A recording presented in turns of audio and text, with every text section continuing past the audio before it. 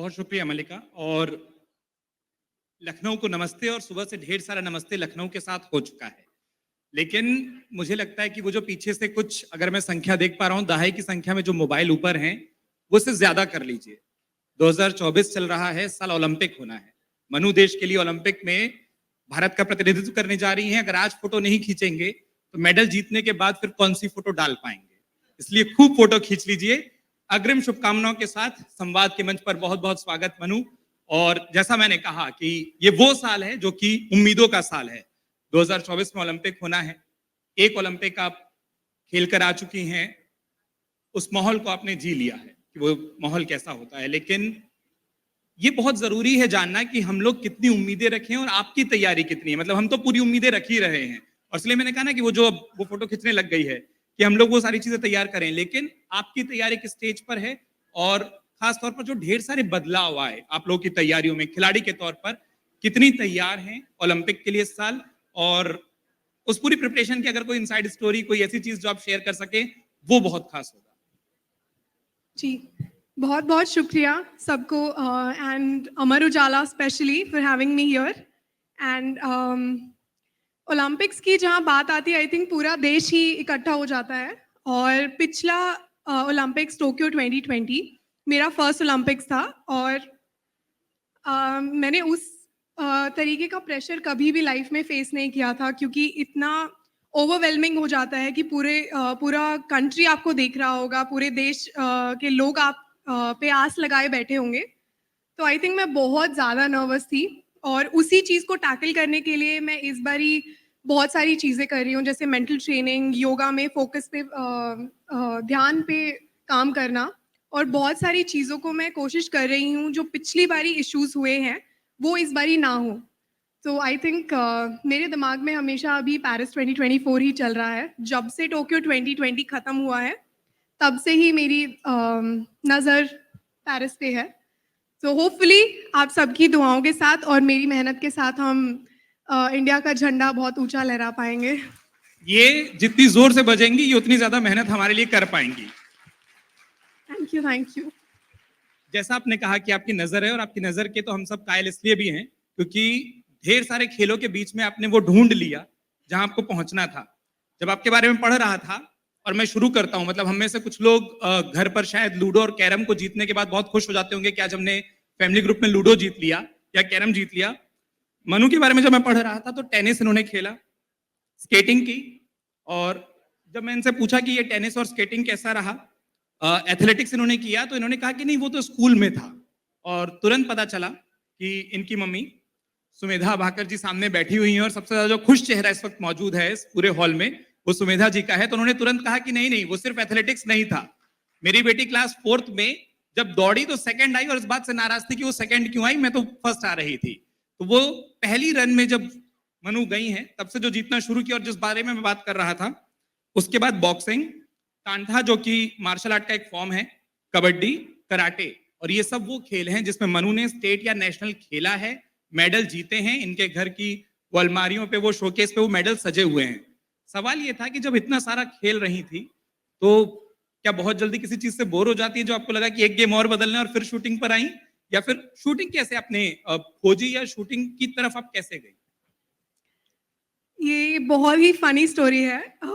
Shooting मुझे शुरुआत में ऐसे मिली कि मैं क्लासेस बहुत बंक किया करती थी, क्योंकि मैं सिर्फ बायोलॉजी, केमिस्ट्री, फिजिक्स और मैथ्स, सिर्फ यही 4 सब्जेक्ट्स पढ़ती थी। उसके अलावा सभी सब्जेक्ट्स में English, Hindi, social science, politics, जो भी, वो सब मैं बंक कर देती थी, या फिर मुझे क्लास से बाहर निकाल दिया जाता था क्योंकि मैं बोर हो जाती थी।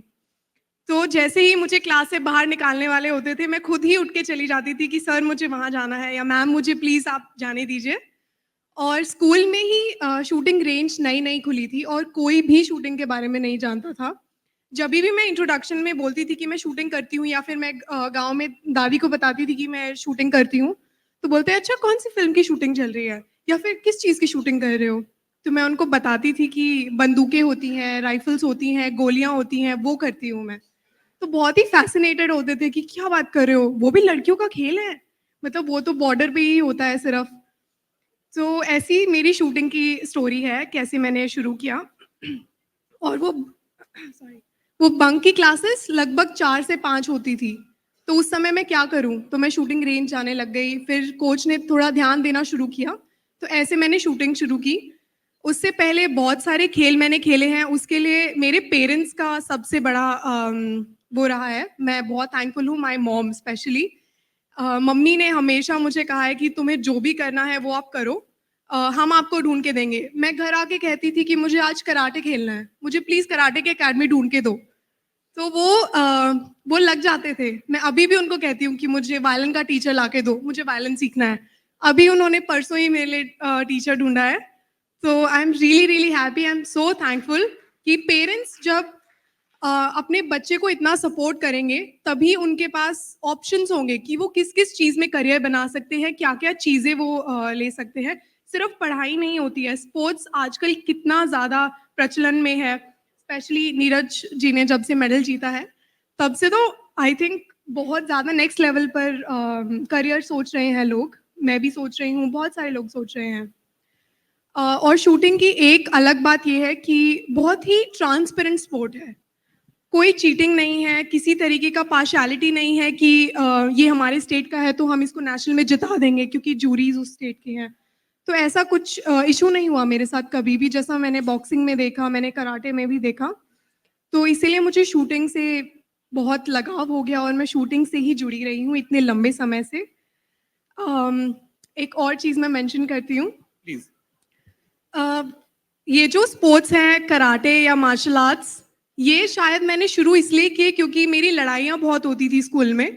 मैं बहुत लड़ के आती थी, मेरा भाई मुझसे बड़ा है और उसके लिए मैं लड़ती थी कि इसको किसी ने कुछ कहा ना, तो मैं मतलब तुम्हें नहीं छोड़ूँगी, इसको कुछ नहीं कहना।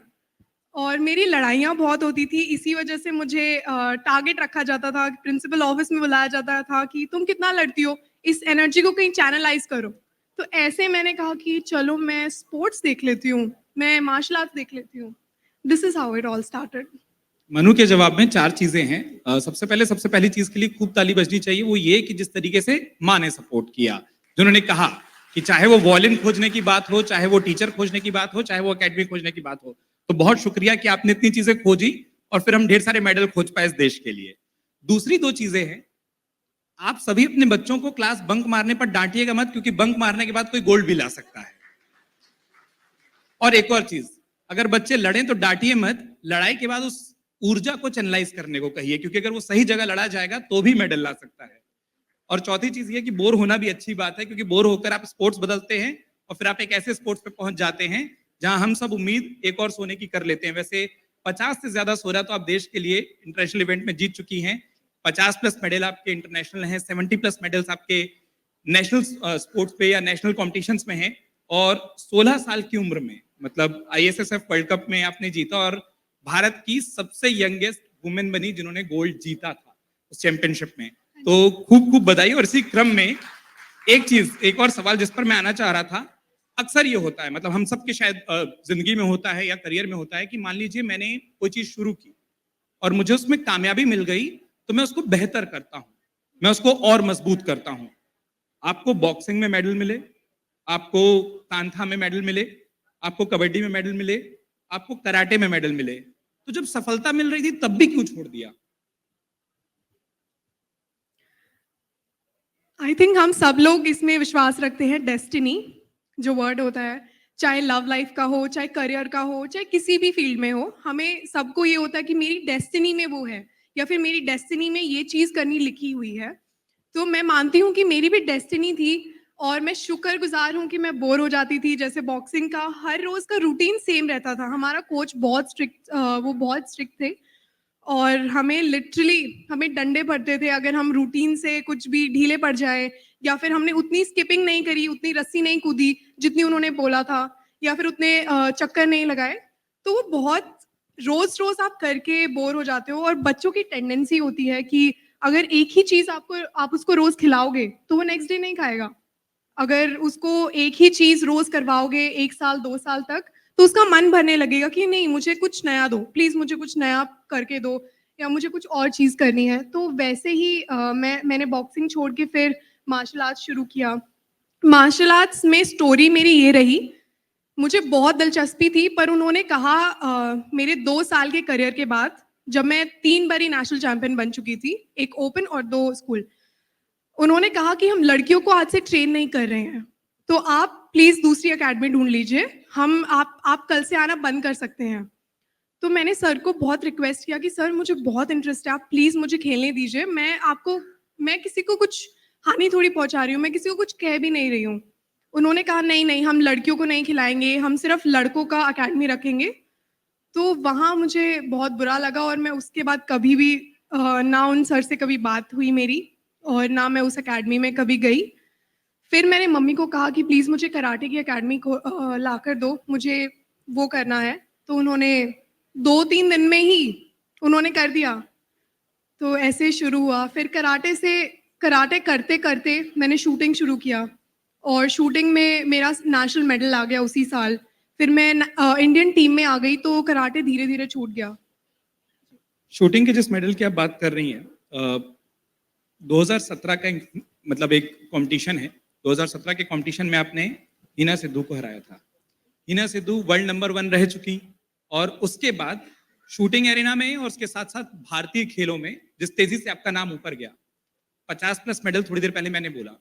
मैं ये जानना चाह रहा था कि कौन सा ऐसा मेडल है जो अभी भी अपनी पूरी जर्नी को लुक बैक करती हैं, पीछे पलट कर देखती हैं, आपको लगता है ये सबसे खास है? मतलब थोड़ी देर पहले हम स्टेज पर आने से पहले बात कर रहे थे तो उनकी मम्मी ने बताया था कि स्पोर्ट्स भूल जाइए, रीडिंग कंपटीशन में भी जीत कर आई थी क्लास 4th में शायद, और वो भी मेडल अभी तक संभाल कर रखा गया है। लेकिन आप जब पलट कर देखती हैं, कौन सा ऐसा मेडल है जो आपके लिए सबसे खास है? क्या इवेंट था और क्यों वो इतना खास है? मेरे लिए सबसे खास कॉमनवेल्थ गेम्स रहा है 2018 का, क्योंकि मैं सिर्फ 16 साल की थी और मुझे वैल्यू नहीं पता थी कि कितना इम्पोर्टेंट होता है। और जैसे ही मैंने वहाँ गोल्ड जीता था और कॉमनवेल्थ गेम्स रिकॉर्ड के साथ, और उस समय मुझे इतने सारे कॉल्स आए, इतने सारे लोगों ने मुझे विश किया, इतने सारे लोगों ने मुझे आके खुद बुके दिया कि आपने कितना अच्छा किया, आप सिर्फ 16 साल के हो, बहुत अच्छा परफॉर्मेंस था। तो उस समय मुझे रियलाइज़ हुआ कि स्पोर्ट्स को कितना सेलिब्रेट किया जाता है, स्पोर्ट्स कितना ज़्यादा सेलिब्रेटेड है, मतलब बेसिकली इंडिया में स्पेशली, क्योंकि कोई भी एथनिसिटी हो, कोई भी रिलीजन हो, कोई भी कल्चर के लोग हों, जहाँ पे स्पोर्ट्स आ जाता है, जहाँ क्रिकेट का मैच आ जाएगा, वहाँ सब इकट्ठे होके किसी रेस्टोरेंट में या फिर किसी भी जगह पे सब इकट्ठे होके चीयर करेंगे, टीम इंडिया। बिकॉज़ सिर्फ टीम इंडिया मैटर करता है जब भी कोई स्पोर्ट्स लीग होती है या फिर कोई भी स्पोर्टिंग इवेंट होता है।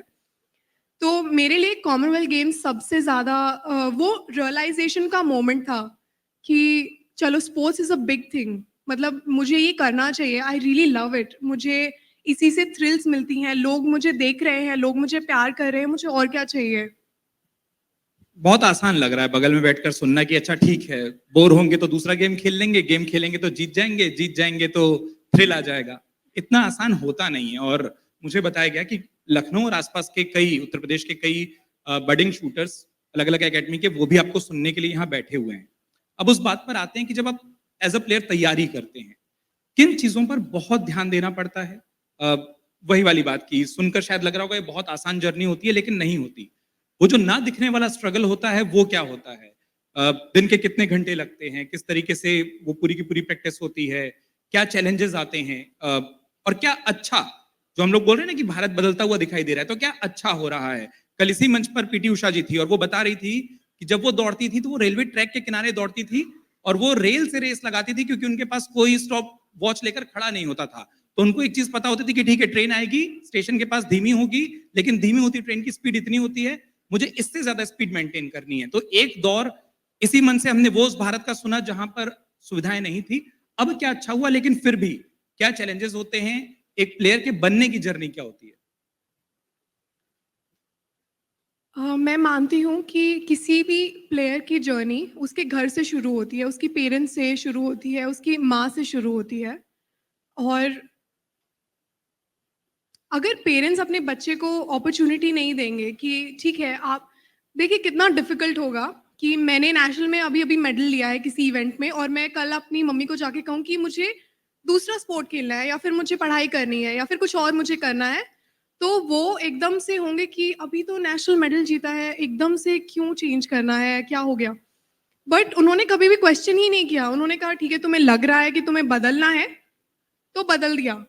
और सबसे पहली जर्नी शुरू होती है पेरेंट्स से। कितना पेरेंट्स अपने बच्चे को सपोर्ट कर पाते हैं, कितना टाइम उनको दे पाते हैं, बिकॉज आजकल की लाइफ में मैं खुद अपने इर्द गिर्द देखती हूँ तो पेरेंट्स अपने बच्चों को टाइम ही नहीं दे पाते हैं। वो मानसिक रूप से कमजोर हो जाते हैं, वो चीजें बहुत धीरे धीरे अडेप्ट करते हैं, वो सीख नहीं पाते हैं बहुत जल्दी। तो सबसे इम्पोर्टेंट होता है पेरेंट्स को अपने बच्चे को टाइम देना चाहिए। नो मैटर आप कितने बिजी हो, आप कितना ज्यादा कुछ कर रहे हो, बट आप फ्यूचर जनरेशन को एक लक्ष्य दे रहे हो, आप उनको मोल्ड कर रहे हो। So this one was for the parents. अभी इंडिविजुअल के लिए, एथलीट के लिए सबसे ज्यादा जरूरी होता है डिसिप्लिन। ठीक है, आप बाकी चीजों में कॉम्प्रोमाइज कर रहे हो, कोई बात नहीं, बट जब भी आपके स्पोर्ट के ऊपर बात आती है या फिर आपकी पढ़ाई के ऊपर बात आती है, आपको डिसिप्लिन होना है। अगर आपको कुछ अचीव करना है लाइफ में तो you have to do it. It's no other way. You can not, कोई शॉर्टकट नहीं मार सकते हो आपकी मुझे उधर मेडल जीतना है, मैं इतना इतना करूंगा, अरे आज तो मन नहीं है, सुबह नहीं उठा जा रहा है, कोई बात नहीं, आज रहने देता हूँ, कल करूंगा, कल से करूंगा। कोई कल नहीं है। आपको इस चीज को पकड़ के रखना है कि अगर मुझे कोई चीज करनी है तो करनी है। अगर आपका दृढ़ संकल्प होगा तो आप धीरे धीरे, आपकी पर्सनालिटी मजबूत होगी। आप और स्ट्रगल्स को ऐसे मत देखिए कि अरे मैंने तो ट्रेन में ट्रैवल किया है, मैं मंदिरों में, जैसे पर्सनली मैं मंदिरों में रुकती थी पहले, इतना वो नहीं होता था। तो तुगलकाबाद में आएंगे इस पे भी। हाँ जी, तुगलकाबाद में एक मंदिर है, वहां मैं रुकती थी अपनी टीम के साथ, हॉल में ही चादर बिछाकर। तो अपनी स्ट्रगल्स को ऐसे नहीं देखना है कि मेरे पास पैसे नहीं थे या फिर मेरे पास सपोर्ट नहीं था। अपनी स्ट्रगल को ऐसे देखना है कि ये मेरी लाइफ की स्टोरी बनने वाली है। इमेजिन ये सिनेमा हॉल में चल रही है तो कितना कूल लगेगा कि यहाँ से उठकर इतनी अच्छी जर्नी से, इतनी मेहनत करके मैं इतनी दूर तक आया हूँ या आई हूँ। तो वो उस तरीके से आप देखिए, आप इंजॉय करिए हर एक मोमेंट को। अगर आप आज ट्रेन में हैं, आप कल फ्लाइट में बिजनेस क्लास में ट्रैवल कर रहे होंगे, अगर आप मेहनत करेंगे तो, चाहे वो कोई भी फील्ड हो, चाहे पढ़ाई हो, लिखाई हो, चाहे स्पोर्ट्स हो, चाहे म्यूजिक हो। संवाद के मंच की खासियत यही है। सुबह स्मृति ईरानी जी यहाँ पर थी, वो बता रही थी कि एक वो छोटा सा कमरा गुड़गांव के बाहर, जहाँ पर लॉन्ड्री वालों का वो कमरा, जहां से उन्होंने अपने जीवन को आगे बढ़ाया, और उनके परिवार वालों ने बोला कि ये घर खरीदना है, तो उन्हें ये जरूर कहा था कि इतना काबिल बन जाओ कि जहां कभी किराए पर रहे हो वो खरीदने की ताकत रख सको, लेकिन वो उन्होंने चलिए उसको नहीं खरीदा। जैसे आपने कहा कि मंदिर में रुकने को या ट्रेन, लोकल ट्रेन में सफर करने को अगर आप उसको चैलेंज मान लेती या बोलते कि कितना स्ट्रगल है लाइफ में, तो शायद आप यहाँ नहीं पहुंच पाती। आप उस जर्नी मेकिंग को समझती हैं। जो आपने डिसिप्लिन की बात की थी, उस पर एक स्नीक पीक में अपने तमाम यहाँ जो हमारे दर्शक मौजूद हैं उनके लिए देना चाहता हूँ कि चीटिंग तो आप भी करती हैं। कल आपने रबड़ी जलेबी खाई, कितने दिनों बाद, कितना टेम्पटेशन होता है जो रोकना पड़ता है। और ये जो चेहरे के एक्सप्रेशन थे, इसी के लिए सवाल पूछना ज्यादा जरूरी था कि हम सबके लिए कितना आसान है ना कि अभी दोपहर को बाहर खाना लगा होगा तो पूरा खाना खाने के बाद मीठे के काउंटर की तरफ स्वाभाविक रूप से चले जाना, यहाँ कितना मुश्किल होता है। सी ऑनेस्टली मैंने बहुत लंबे टाइम से नहीं खाया था। जलेबी और रबड़ी आई थिंक हर एक इंडियन व्यक्ति के दिल में बसती है। और मैंने आखिरी बारी 2021 में शायद जब हमारा कैंप लगा था, उस टाइम पे मैंने खाया था, बहुत ज्यादा लंबे टाइम के बाद। तो आई थिंक इतना थोड़ा बहुत तो चलना चाहिए। बिल्कुल बनता है। मतलब हम तो वापस कहेंगे कि आप मेडल जीतेगा, आपका डिसिप्लिन अलाउ करेगा कि हम लोग दोबारा रबड़ी जलेबी खा सके आपकी खुशियों में शरीक होकर। और हाँ, जीतने के बाद तो आपके साथ भी वो खाई जा सकेगी। अब आप ही के सवाल के जवाब में जो आपने कहा था कि जर्नी किसी की भी स्टार्ट होती है परिवार से, जैसा मैंने शुरू में भी कहा कि आपकी माँ सामने बैठी हैं। एक और चीज मैं आप सबके लिए बता दूं कि शुरू में आप समझाती थी मनु को कि अच्छे से खेलना, थोड़ी बहुत डांट भी पड़ती थी कि समय पर सो जाना, समय पर पहुंच जाना, समय पर उठ जाना, वो डिसिप्लिन होता था। अब मनु ये वाला रोल थोड़ा सा प्ले करती है। डांट तो कोई भी नहीं पाता, लेकिन समझाने का कि मेरा गेम है, मैं खेल लूंगी, आप टेंशन मत लीजिए। अब ये पता चला है कि मम्मी को ज्यादा टेंशन होती है आपके खेल के दौरान, वो ज्यादा पैशनेट हो जाती हैं, वो ज्यादा जुड़ जाती हैं। ये रिश्ता कैसा चलता है, वो रिवर्स रोल प्ले कैसे आया? क्योंकि मैं भी जब आपसे बात कर रहा था तो वो कौन सी क्लास में कौन सा मेडल जीता, अरे आपको याद नहीं है, मैं बता रही हूँ, अरे उसने नहीं देखा है। तो जब आप इवेंट में होती है, मुझे लगता है आप तो फिर भी फोकस कर रही होती होंगी कि ठीक है वो 10+ का डॉट है, मुझे वहां पर एम करना है, वहां नाखून और दांत और वो हाथ और वो पैर वो ज्यादा हिलते होंगे। तो वो जरा बताइए कि वो होता क्या है। मुझे शुरू से ही डांट पड़ती आई है, मुझे अभी भी डांट पड़ती है, आज सुबह भी पड़ी कि कितना लेट उठ रहे हो या फिर अभी ब्रेकफास्ट में ऐसे अनहेल्दी नहीं खाना है। मुझे सबसे ज़्यादा डाँट पड़ती है टाइम से ना सोने पर। वो ऑलमोस्ट रोज़ का ही है कि टाइम से नहीं सो रहे हो या फिर फ़ोन यूज़ कर रहे हो। मैं 10 मिनट भी ऊपर हो जाऊँ ना, आई थिंक पूरा लेक्चर वेट होता है मेरा कि अभी अभी लेक्चर आएगा, उधर से मैं फटाफट फ़ोन रख देती हूँ। तो आई थिंक ये इतना स्ट्रिक्ट पेरेंट्स को हमेशा होना चाहिए। तभी मुझे मुझे बहुत डाँट पड़ी है बचपन से बहुत। हर एक चीज़ में टाइम हो गया अकेडमी जाओ, टाइम हो गया होमवर्क कर लो, टाइम हो गया सो जाओ, टाइम हो गया खाना खा लो। तो आई थिंक ये छोटी-मोटी चीज़ें हमेशा ही बहुत ज़रूरी होती हैं और हर एक पेरेंट्स को करनी चाहिए। इतना लिबरल नहीं होना चाहिए कि कोई बात नहीं बेटा, आप आराम से उठ जाओ, कोई बात नहीं आप आज पराठे खा लो। तो वो कभी-कभी के लिए ही ठीक है। और जो आपने कहा कि रोल रोल प्ले। प्ले कैसे डिफरेंट हुआ। बचपन में मैं कहती थी मम्मी को कि मुझे वो वाली अकेडमी में जाना है, आप प्लीज़ मुझे वो अकेडमी ढूँढ के दो या फिर ऐसा कोई कोच ढूँढ के दो जो मुझे अच्छे से ट्रेन कर सके, मुझ में फ़ेथ रख सके कि मैं कर सकती हूँ। तो वो लोग मम्मी ढूँढ के लेकर आती थी, मैंने जैसे मेंशन किया कि विदिन अ वीक 1 हफ्ता भी पूरा नहीं होता था, वो कहती थी कि ठीक है, तुमको ये कोच चाहिए, वो रहे, उनके नंबर लो और इतने बजे से इतने बजे की क्लास है, स्कूल के बाद तुमको साइकिल लेकर जाना है उधर। और अभी मैं उनको कहती हूँ, आप प्लीज़ रिलैक्स करो।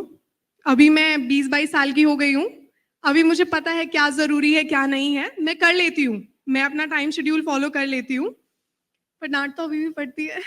मैंने अपने पिताजी को थ्री इडियट्स दिखाई थी और कहा था कि देखो, उसको अगर फोटोग्राफी करनी है तो फोटोग्राफी करने दो। और उसके बाद उन्होंने कहा था उसी फिल्म को देखकर कि देखो, उसको पढ़ना है तो वो दूसरी क्लास में भी जाकर पढ़ सकता है। तो एक ही फिल्म को हर कोई अपने अपने नजरिए से देखता है और इसलिए मैंने सवाल पूछा कि मनु के शुरुआती जवाब सुनकर हर बच्चा बोल रहा होगा कि देखो, क्लास बंक मारूंगा तो बड़ा बनूंगा, बोर होता रहूंगा तो बड़ा बनूंगा, मैं बार बार गेम चेंज करूंगा तो बड़ा बनूंगा। अब वाले जवाब के बाद सारी माएं बोल रही होंगी देखो, डांट पड़ेगी तो बड़े बनोगे, टाइम से सोगे तो बड़े बनोगे, डिसिप्लिन रखोगे तो बड़े बनोगे। तो वो जो 50% दिखा था उसको पूरा करने के लिए सवाल बहुत जरूरी था। अब सवाल वापस शूटिंग की तरफ लाता हूँ। भारत में एक आमतौर पर मान्यता मुझे ये, एक चीज़ हाँ हाँ ऐड प्लीज। करनी है। जी।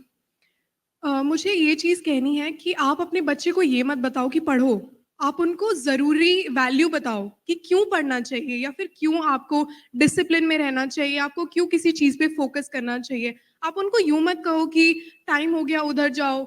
नहीं, मुझे हमेशा से समझाया गया था कि अगर आप 20-22 साल के होगे, आपको कुछ करियर चाहिए है, तो आप क्या करना पसंद करोगे? आपको किस चीज़ में अपना करियर बनाना है? आप उसको उस चीज़ को उसके अंदर ही जागृत कीजिए कि क्यों ज़रूरी है हर एक चीज़, क्यों लाइफ में करियर होना ज़रूरी है, क्यों लाइफ में पैसे की क्या वैल्यू होती है या फिर रिस्पेक्ट क्यों करना चाहिए बड़े लोगों को। आप उनको डिक्टेट मत कीजिए कि नहीं उनके पैर छुओ।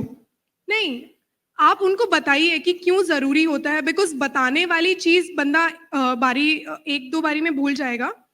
बट अगर उसको समझ आ गई है तो वो पूरी लाइफ टाइम फॉलो करेगा। जैसे मुझे मेरे पेरेंट्स ने हमेशा वैल्यू बताई है कि क्यों आपको करियर बनाना चाहिए, क्यों आपको सेल्फ मतलब इंडिपेंडेंट होना चाहिए, क्यों आपको खुद के पैसे कमाने चाहिए या फिर खुद की रिस्पेक्ट कमानी चाहिए। तो अगर आप वो बताओगे तो बच्चा धीरे-धीरे खुद सीख जाएगा।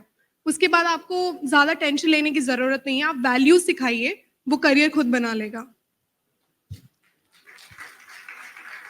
टोक्यो ओलंपिक की एक घटना की बात करना चाहूंगा और वो इसलिए करना चाहूंगा कि मेरे ख्याल से जो इसको देख रहे हैं और जो यहाँ मौजूद हैं, हम सब जब जिंदगी में कुछ शुरू करते हैं, कई बार ऐसा होता है कि जिंदगी हमको गिरा देती है।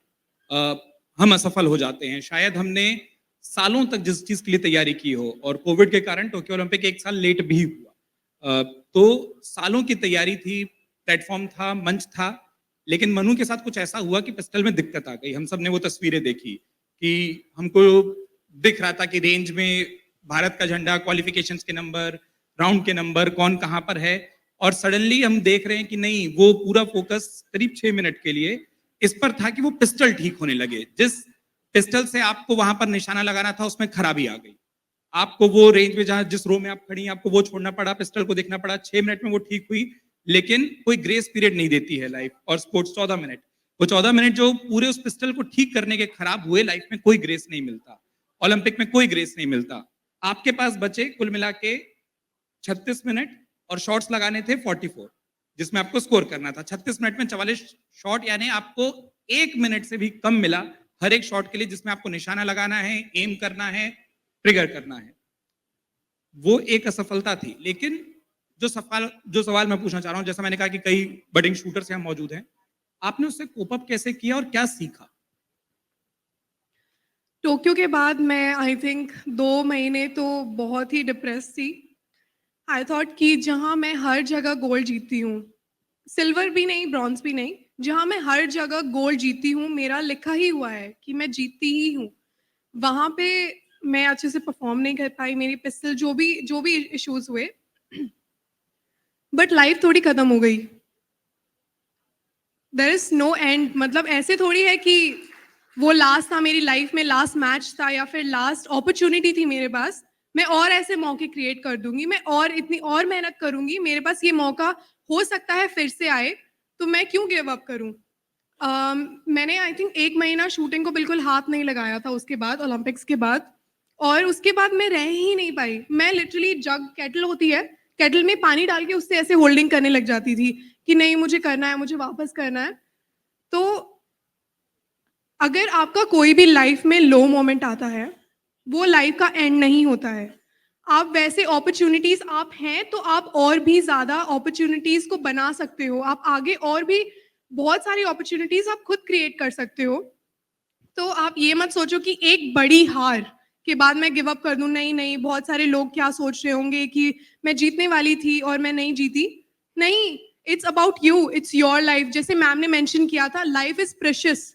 आप उसको ऐसे नहीं कर सकते हो कि मैं हार गया या फिर मेरा एक एग्जाम फेल हो गया तो मैं गिव अप कर दूंगा। नहीं, मेरी लाइफ, आई थिंक मेरी एज भी उस टाइम पे 19 या 20 इयर्स थी। तो मैं बहुत रोती थी उसके बारे में कि मेरी मेरी इतनी बड़ी अपॉर्चुनिटी निकल गई हाथ से। मैं आराम से जीत सकती थी और क्या से क्या ही हो गया। आई थिंक उस फेज ने मुझे बहुत सिखाया है कि कैसे हारने के बाद भी आप स्माइल करो, कोई बात नहीं। सबसे ज्यादा जरूरी चीज होती है लाइफ में आपकी खुद की खुशी, उससे बढ़कर कुछ भी नहीं है। आप अगर खुद से खुश हो तो आप वैसी ही सक्सेस दोबारा रिपीट कर सकते हो और भी ज्यादा अपॉर्चुनिटीज क्रिएट कर सकते हो जीतने के लिए। तो आप छोटी मोटी चीजों से नाराज मत हो, छोटी मोटी चीजों से या बड़ी चीजों से भी परेशान मत हो कि मेरा एंड ऑफ करियर हो गया। नहीं, there is more to it, there is more to life. You must be happy, life is precious, do not give up, continue करो। और भाई, दिस नॉट द एंड। हमको जब भी मौका मिलता है कि कोई भी, हाँ ये जोर से कर लीजिए, ये बहुत जरूरी होता है।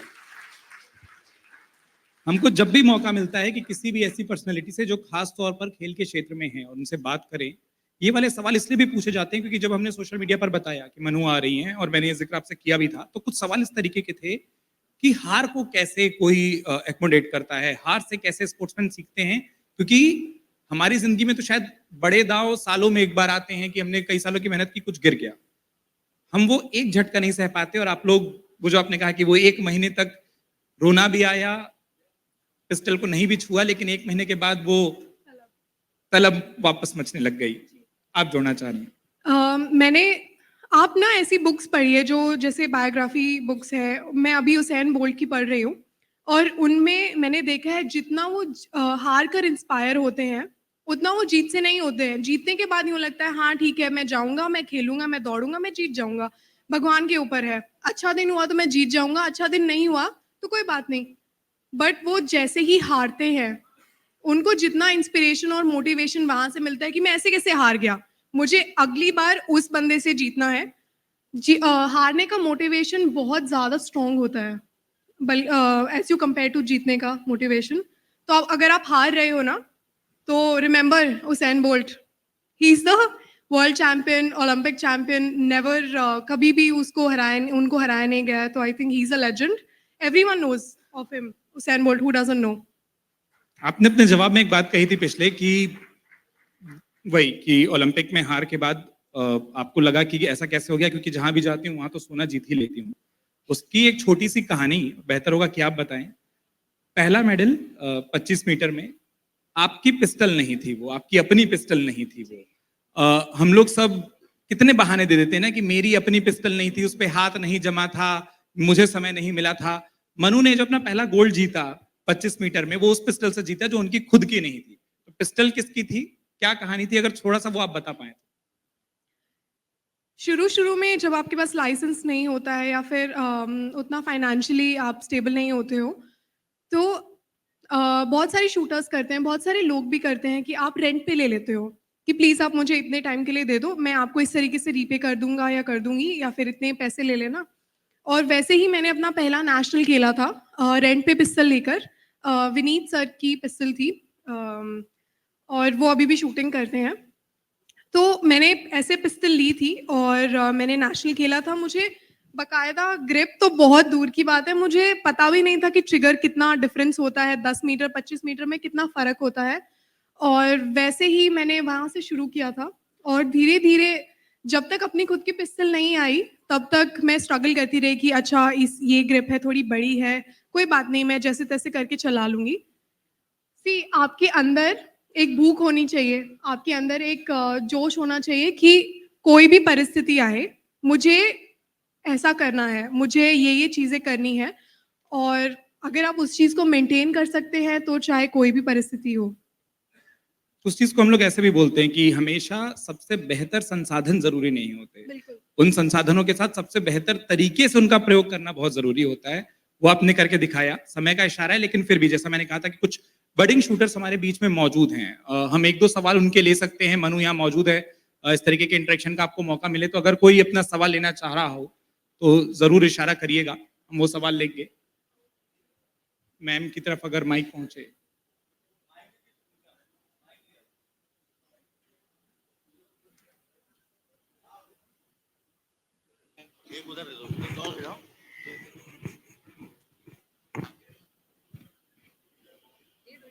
पहले वहां पीछे दे दीजिएगा, जो जैसा मैंने कहा था कि जो बडिंग शूटर्स हैं अगर उनको वो इंटरेक्शन का मौका मिले वो ज्यादा जरूरी होगा, क्योंकि वो उनसे सीखना चाहेंगे। अगर हमारे पास अगर ऐसे ये फौज तैयार हो जाए तो हमको भी मजा आएगा वो मेडल टैली तिहाई में देखने की, भारत की। Good afternoon, ma'am. We are students of La Martine College. We are part of the shooting team, and we have a story similar to yours. हमने भी बंकिंग के थ्रू ही डिस्कवर करी थी शूटिंग। हमने भी बंकिंग थ्रू ही discover करी थी bunk करके शूटिंग। मैं, हाँ आप सवाल कर लो, मैं बताता हूँ आपको। And we have a shooting coach with here as well. My question to you is that when we are practicing, we're doing everything well. I was performing really well. I wasn't really facing any problems. But the moment I went to play the nationals, I started sweating. I had so many questions to myself. I was doubting myself. So how do I maintain my composure? And I'm pretty sure that I'm not the only one who's facing this problem. So how do we maintain our composure? अगर आप सवाल सुन पाए तो shooting के बारे में एक misconception है बहुत सारे लोगों को कि सिर्फ खड़े होके गोली चलाना है। It's more mental. आप जितना ज़्यादा स्ट्रॉन्ग मेंटली होगे, आप उतना अच्छा परफॉर्म कर पाओगे। नो मैटर आप कितना ज़्यादा हार्ड वर्क कर रहे हो, कितनी ज़्यादा आप में काबिलियत है, जब तक आप फोकस नहीं हो तब तक आप उस लेवल का परफॉर्मेंस नहीं दे पाओगे जिस लेवल तक आप कर रहे हो ट्रेनिंग। और मैं कहूँगी, आपको सजेस्ट करूँगी कि आप बहुत सारे ओपन कॉम्पिटिशन्स खेलो। ओपन कॉम्पिटिशन्स जहाँ पे कोई बेट हो, जैसे आप अगर आपस में ही लगा सकते हो कि चलो मैंने 1000 रुपए की बेट लगाई है, मुझे इतना स्कोर करना है, या फिर ऐसा कुछ या फिर स्कूल ऐसे इवेंट्स ऑर्गेनाइज करे कि असेंबली में या फिर सारे बच्चों को एज अ स्पेक्टेटर बिठाकर आपको मैच खेलना है या फिर आपको फाइनल खेलना है। तो उस तरीके से आप थोड़ा सा फील कर पाओगे कि किस तरीके से आपकी बॉडी रिएक्ट करती है, किस तरीके से आपका स्कोर टर्न आउट होता है। और एक और चीज़ है, आप ध्यान मुद्रास को प्रैक्टिस करना शुरू करो। आप ध्यान पे फोकस करना शुरू करो कि आप मैक्सिमम टाइम तक आप कैसे फोकस्ड रह सकते हो, उसकी प्रैक्टिस करो। और एक और चीज़ होती है कि आप ट्रेनिंग वैसे मत करो कि जैसे ट्रेनिंग है, आप वैसे ट्रेनिंग करो कि जैसे मैच है। आप वैसे पढ़ाई करो जैसे आपका पेपर है, आपको कोई क्वेश्चन पूछ रहा है। तो आप वैसे ट्रेनिंग करो जैसे आप मैच में कैसे करोगे। मैं कभी कभी करती हूँ कि मैं नॉर्मली ट्रेनिंग कर रही हूँ और मैं एकदम से सोचूंगी कि ठीक है, अगर अभी मैच चल रहा होता और मुझे अगली सीरीज 98 की चाहिए होती तो कैसे सिचुएशन होता, क्या फिर क्या सब कुछ होता। तो मैं बेट लगा लेती हूँ कि मुझे अगली सीरीज 98 की मारनी है, नहीं तो मैं से 500 रुपए या फिर 1000 रुपए हार जाऊंगी। तो आप वैसे कर सकते हो। आपको प्रेशर सिचुएशन की ट्रेनिंग करना बहुत ज़रूरी है, क्योंकि बहुत सारे शूटर्स की ये इश्यूज होते हैं कि हम ट्रेनिंग में तो इतना अच्छा कर लेते हैं पर मैच में वहां जाकर नहीं होता है। आप डिस्ट्रैक्टेड बहुत होते हो। अगर आप अपने स्कूल के एरिया में आपको पता है कि मुझे ये सब चीज़ें करनी है, आपका रूटीन होता है एक, और जब आप बाहर जाते हो सेम रूटीन फॉलो कीजिए। आप डिस्ट्रैक्टेड मत होइए कि किसने क्या पहना हुआ है, कौन कितना अच्छा लग रहा है, या फिर कौन कितना बड़ा शूटर है या कौन कितना अच्छा एथलीट है। नहीं, आप वहां आपके खुद के लिए हो, अपने खुद के ऊपर फोकस कीजिए। मेरे ख्याल से आपको आपका जवाब मिला होगा। हाँ मैम, आप। उत्कर्ष जी, वैसे तो आपने कोई सवाल छोड़ा नहीं है, लेकिन मैं मनु जी आपको ये बताना चाहूंगी कि आप लखनऊ में बहुत बड़ी इंस्पिरेशन हैं। यहाँ पर 7 नेशनल शूटर्स बैठे हुए हैं, उन्होंने नेशनल्स खेला हुआ है और कुछ मेडल भी लेकर आए हैं। आज इन सब ने स्कूल मिस किया है और ये सब आपसे कुछ सवाल पूछना चाहते हैं। इनके कुछ सवाल हैं, अगर कुछ सवाल बच रहे हैं तो आप लोग पूछ सकते हैं। और मेरा बेटा भी नेशनल शूटर है and he one nationals at the age of 11 years 3 months, so That's he's very also nice. sitting here. Yeah. Congratulations. Hello, मेरा नाम सौम्य कुशवाहा है। मुझे आपसे एक क्वेश्चन पूछना है। जब आप शॉट लेते हैं तो सभी के मन में एक वो रहता है थिंकिंग कि ये 10.9 जाएगा, ये हमारा शॉट कहाँ जाएगा। वो जो थॉट्स होते हैं ना, उसको लाइक कभी कभार कंट्रोल नहीं कर पाते। जैसे मैं शॉट लेती हूँ तो मैं कहती हूँ कि ये प्रोबेबली 9.8 जाएगा, तो वो जाता ही है। तो वो थॉट्स को कैसे कंट्रोल करें कि जिससे कि हम एक परफेक्ट शॉट ले सके। एक तो आप कोई भी प्रोफेशन में हो तो आप प्लीज़ अपनी डायरी मेंटेन कीजिए। वो आपको एक रिकॉर्ड देगी कि आपने कितना इम्प्रूवमेंट दिया है, या फिर जहां आपने अच्छा परफॉर्म किया है तो आपने क्या क्या चीज़ें फॉलो की हैं। तो एक डायरी ज़रूर मेंटेन कीजिए, कोई भी स्पोर्ट्स में हो या फिर किसी भी प्रोफेशन में आप हो। दूसरी चीज़, आपने कहा कि मैं सोचती हूँ तो 9.8 होता है, तो वो 9.8 ही हो जाता है। मेरे साथ भी ऐसा होता है एक्चुअली, बट वो मोमेंट है जब आपको रियलाइज करना पड़ेगा कि आप प्रोसेस से दूर जा रहे हो। मतलब आप अगर फोकस्ड ही नहीं हो कि मुझे मेरी चीज कैसे अच्छे से करनी है और आप रिजल्ट पे ऑलरेडी ध्यान दे रहे हो, तो पहले आप प्रोसेस करोगे, उसके बाद ही तो रिजल्ट आएगा। आप पहले कैसे सोच सकते हो कि मैंने 100% स्कोर कर लिया या फिर मैंने 100 की सीरीज मार दी। आपको पहले आपके प्रोसेस पे ध्यान देना पड़ेगा कि मैं ऐसे करता हूँ, ये मेरी टेक्निक है और ऐसे करने से मुझे एक अच्छा शॉट चाहिए है। वो चाहे 9.8 हो सकता है, चाहे 10.4 हो सकता है, बट आप जब तक अपनी टेक्निक नहीं स्ट्रॉन्ग करोगे तब तक आपको ऐसे ही रैंडम शॉट्स मिलते रहेंगे। तो आप फोकस करो प्रोसेस पे। जैसे गीता में भी कहा जाता है कि कर्म करो, फल की चिंता मत करो। तो वही है, आप अपना प्रोसेस करो। आप ये मत सोचो कि ये शॉट कहाँ जाएगा। आप सिर्फ अपना 100% दो कि मेरी टेक्निक ये है, मुझे ये फॉलो करना है। Thank you. और प्लीज आप मेडिटेशन शुरू कीजिए। हमारे इंडिया की ये सभ्यता रही है हमेशा से कि हम योगा में बहुत एडवांस्ड है, तो आप प्लीज उसका बेनिफिट उठाइए और आप योगा कीजिए। Yoga, meditation, focus. Good afternoon, ma'am. My name is Adamiraj Singh. My question to you is that when I take a shot, then there is a stress in my mind that it will go 8 or 10. So that's why my lack of confidence, my performance is not so better. So can you advise me for some motivation or how to achieve our goal? I think आपने अभी वही सवाल का जवाब दिया। Same बात है कि बट ठीक है, देखो, आपको सबसे पहले अपने कॉन्फिडेंस पे काम करना चाहिए। आप बहुत यंग हो और आपके पेरेंट्स इसमें आपकी हेल्प कर सकते हैं। कॉन्फिडेंस जहाँ नहीं होता है वहाँ बहुत डिसएडवांटेज होता है, और ज़रूरी नहीं है कि आप कॉन्फिडेंट हर समय फील करो। आप वैसा पोर्ट्रे कर सकते हो। जैसे कहते हैं ना कि आप जो बनना चाहते हो आप उसका इमिटेट करो, आप वैसे हो कि मैं कॉन्फिडेंट बनना चाहता हूँ तो मुझे आज से शुरू करना चाहिए अपने आप को कॉन्फिडेंट प्रेजेंट करने का, चाहे अंदर से आप फिर भी डरे हुए हो। मैं हमेशा नेशनल्स में अगर आपने मुझे देखा होगा मैं बहुत कॉन्फिडेंट लगती हूँ, बट मेरी बहुत बारी फटी होती है। मैं बहुत बारी सोचती हूँ पता नहीं यार ये मैच कैसा होगा, इतने सारे लोग देख रहे हैं, और मैं जैसे ही अरीना में घुसती हूँ सब लोग कहते हैं मनु भाकर, मनु भाकर। मुझे लिटरली सुनाई देता है अपने कानों में पीछे से कि लोग बोल रहे हैं। बट आपको वैसे ही रहना है जैसा आप हो, आपको कॉन्फिडेंट रहना है, आपके आसपास की एनर्जी वैसे बनती है।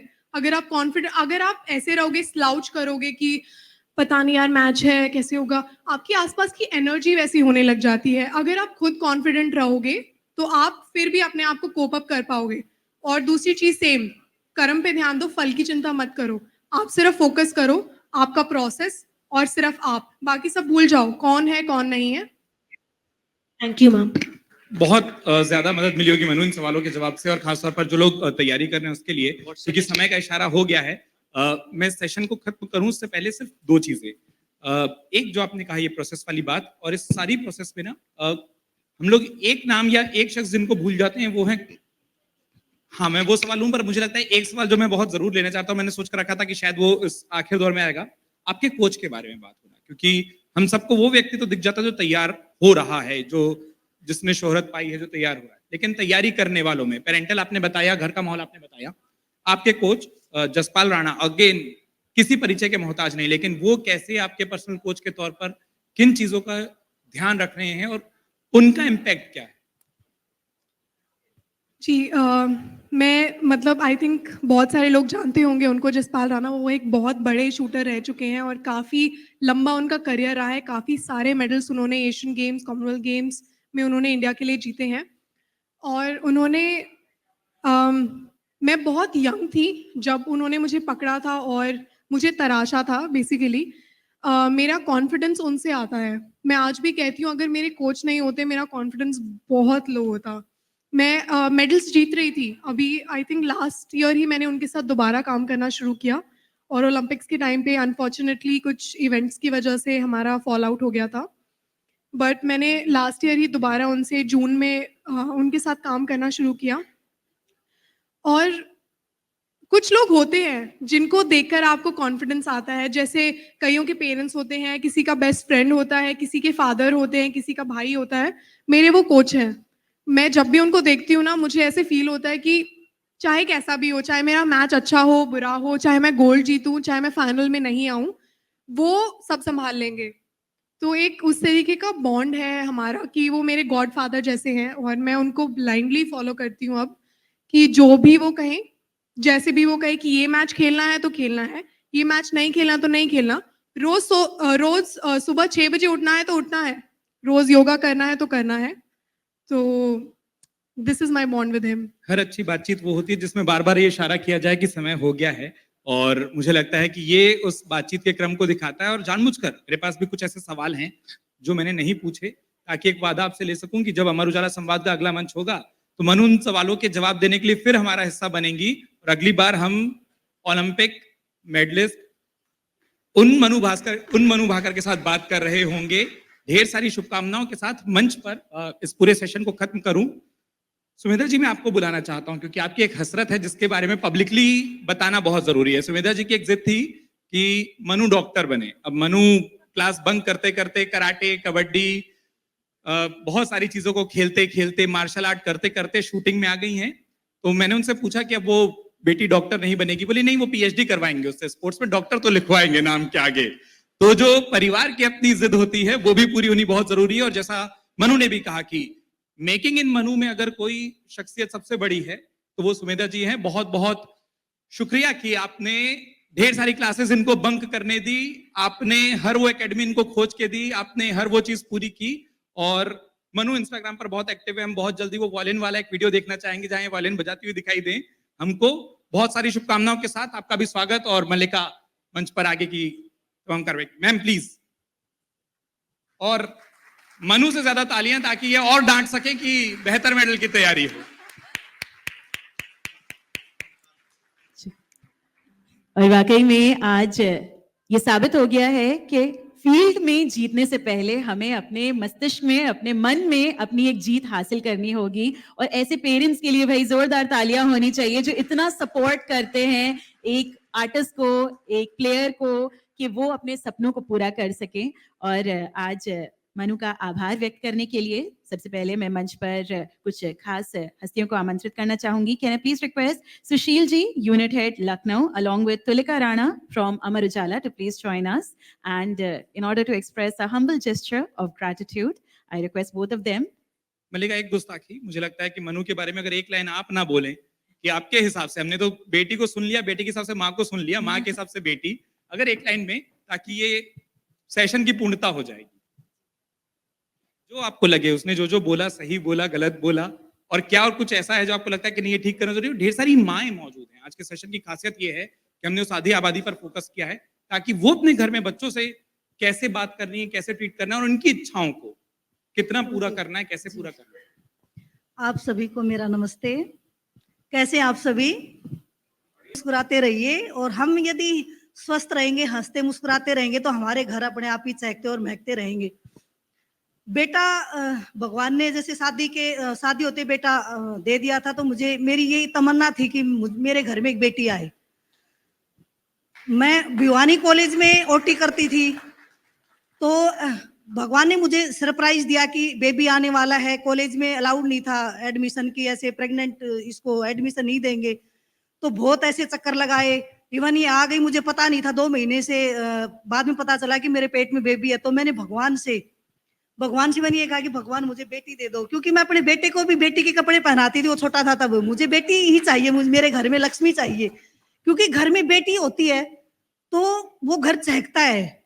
मैं देखती हूँ ये बाहर जाती है, बेटा घर पे रहते हैं, पति घर पे रहते हैं, तो घर में रौनक नहीं होती है।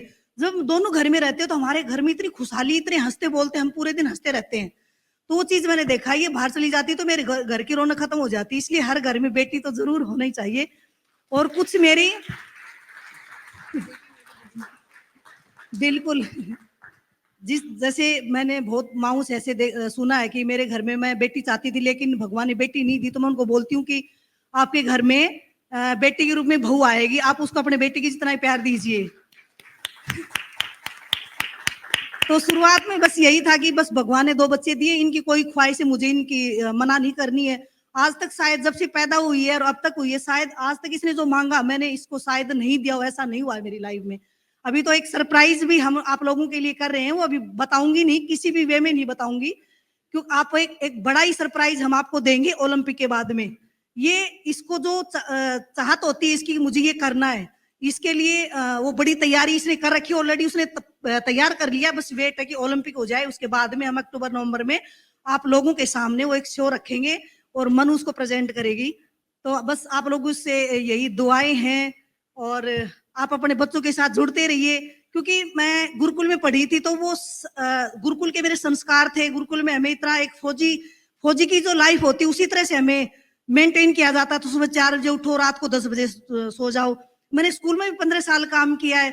माइक पे जैसे मैं बोलती हूँ, थोड़ा सा मुझे हेजिटेशन होता है, अंदर से नहीं बोल पाती हूँ, तो अपने आप को मैं आगे के लिए तैयार करूंगी कि कुछ बातें मेरे जहन में होती हैं, आप लोगों के समक्ष में वो प्रस्तुत करूं, ताकि एक माँ को हिम्मत मिले। मैं पढ़ी, ससुराल में आई गांव में, तो मुझे काम पे लगा दिया। तो मैं मेरे पति को बोलती थी, यार मैं भैंस का गोबर डालने तो मैं नहीं आई थी, मैं पढ़ी थी, कुछ मुझे करना है मुझे कुछ करना है, मैं ये काम में मुझे खुशी नहीं मिलती है। तब मैंने प्राइवेट एक कॉलेज ज्वाइन किया।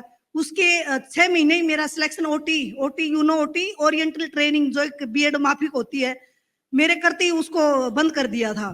तो धीरे धीरे अपने आप को थोड़ा सा ऊपर निकाला कि मुझे गांव में ही रह के ये सब चीजें नहीं करनी है। फिर स्कूल का प्लान किया कि एक स्कूल खोल लेते हैं, उसमें बच्चों को पढ़ा। प्राइवेट में तो ये था कि नहीं, प्राइवेट में जाएगी, थोड़े से पैसे देंगे, पूरे दिन ऐसे तुम्हें खींच के रखेंगे।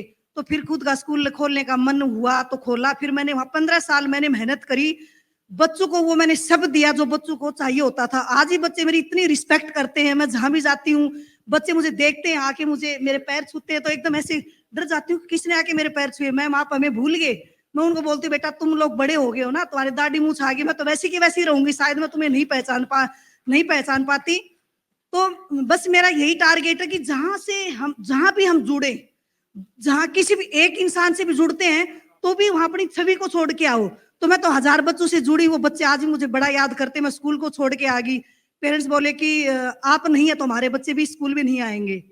तो बच्चों से तो दिल से जुड़ी हुई हूँ। और मेरा यही है कि मैं अभी अपनी, जैसे बच्चे बड़े हो गए, बोलते मम्मी आप कुछ करो, तो दोबारा से फिर मैं स्कूल में बच्चों से जुड़ूंगी। उनको अपनी संस्कृत की जो मेरी पढ़ाई है, जो मैं बच्चों को देना चाहती हूँ, मेरा ज्ञान है वो देना चाहती हूँ, उन तक पहुंचा पाऊँ, ताकि मेरी वजह से बच्चों को कुछ ज्ञान मैंने दिया। अपने छोटे से ज्ञान में से मैंने बच्चों को कुछ ज्ञान दिया।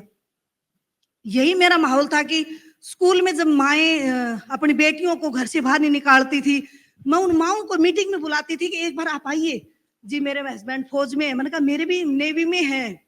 हम माओं को थोड़ा सा हिम्मत रखना पड़ेगा, तभी हमारे बच्चे, हम एक माँ ये दिखाएंगे कि हमारे पति बाहर नेवी की जॉब करते हैं, हमने अपने घर में बच्चों को संभाला है, तो आप सब दीजिए जो बच्चे को चाहिए होती। मैंने उन माओं को जो कभी घर से नहीं निकली थी, उनको घर से मैंने निकाला। एक मीटिंग हमारी होती थी, आज भी वो सब माएँ मुझसे जुड़ी हुई है। उनको मेरे से बड़ी ज्यादा हिम्मत मिली है उन माओं को। तो ये हिम्मत, अपनी हिम्मत, हम हमारे अंदर जो हिम्मत होती है को भी हमें दे देनी चाहिए, ताकि वो हमसे कुछ सीख सकें। और जब एक गांव में जो एक बहू जैसे हम बन के जाते हैं ना, उसको वो उठने नहीं देते हैं, वो सोचते हैं कि नीचे ही रह तू, उठ, ऊपर मत उठ। जब मैंने स्कूल में पढ़ाना शुरू किया तो मुझे बड़ा दबाने की कोशिश करी, बड़ी हिम्मत से मैं जाती थी स्कूल में पढ़ाने के लिए। पता ही नहीं, बेटी आने के बाद में मेरे अंदर, जब बेटी पैदा हुई तो इतना जोश हुआ। इसके आने के बाद में हर चीज, किसी ने टोका कि तू स्कूल नहीं जाएगी, ये नहीं करेगी, वो नहीं करेगी, मैं करती गई, मैंने पीछे मुड़ के ही नहीं देखा। तो ये सब शायद बेटी की बदौलत मेरी लाइफ चेंज हुई है। ठीक, और जैसा आपने कहा ना कि आप माइक पर शायद बोलना शुरू करिए, बहुत बहुत शुक्रिया। अगला सेशन मुझसे अगले सच्ची संवाद में- में जब होगा तो हम मनु विद मॉम का भी एक कर सकते हैं कि आप बहुत बढ़िया बोलिए। और जैसा मैंने कहा माइक कि मेरे हाथ में आता है, मेरी हेजिटेशन मतलब इतना नहीं, हम अंदर से मनु विद धड़कन मॉम है। करेंगे अगले संवाद में, वो गोल्ड मेडल जीत कर आए और ये एक सेशन होगा, ये अंदर वादा हम भी- आपसे इस मंच पर ले रहे हैं। अगर आप ये वीडियो YouTube पर देख रहे हैं तो हमारे चैनल को सब्सक्राइब करें और बेल आइकन को दबाना ना भूलें। अगर आप Facebook पर ये वीडियो देख रहे हैं तो हमारे पेज को लाइक करें।